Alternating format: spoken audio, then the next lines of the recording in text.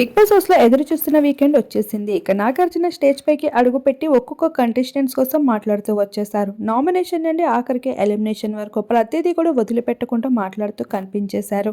ఇక నిఖిల్ నీ ఆట కోసం మాట్లాడాలనుకుంటున్నా, అసలు ఏమైంది? హౌస్ లోపలికి వైల్డ్ కార్డ్స్ వచ్చి నిన్ను నామినేట్ చేసాక నువ్వు చాలా మారిపోయావంటే నేనేదో అడ్వాంటేజ్ తీసుకున్నా అన్నట్లుగా నా పైన మాట్లాడుతున్నారు. ఆ సమయంలో యశ్విని కూడా ఏమీ స్పందించలేదు. ఆ విషయానికే నాకు చాలా బాధ అనిపించింది. అంటే అదేంటి యశ్విని, నువ్వు కూడా అలాంటిదేమీ లేనప్పుడు నిఖిల్కి సపోర్ట్ చేయాలి కదా అంటే, లేదు సార్, నా పైన కూడా వాళ్ళందరూ బ్లేమ్ చేస్తూ ఉంటే నేను ఇంకేం మాట్లాడతా, అక్కడ నిఖిల్ని సపోర్ట్ చేస్తే మళ్ళీ సపోర్ట్లు అందుకొని గ్రూప్ గేమ్లు ఆడుతున్నారు అంటారేమో అని నేను సైలెంట్గా ఉండిపోయా అంటూ యశ్విని చెప్పడం జరుగుతుంది.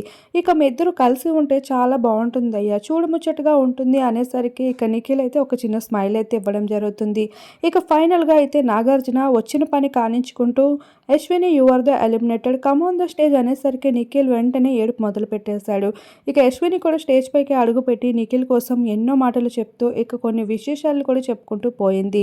తన మనసులో ఎప్పటికీ నిఖిల్ అనే ఒక మంచి ఫ్రెండ్ ఉంటాడని, బయటికి వెళ్ళాక కూడా తను కంటిన్యూ చేసి ఫ్రెండ్షిప్ కంటిన్యూ చేస్తాను అంటూ కూడా చెప్పుకుంటూ వచ్చేసింది. మొత్తానికి ఏది ఏమైనా యశ్విని అయితే ఇండైరెక్ట్గా నిఖిల్తో రిలేషన్షిప్ అయితే ఉంచుకుంటానని, అది నిఖిల్కి ఇష్టమైతేనే అంటూ కూడా క్లారిటీ ఇచ్చేయడం జరిగిందని చెప్పుకోవాలి.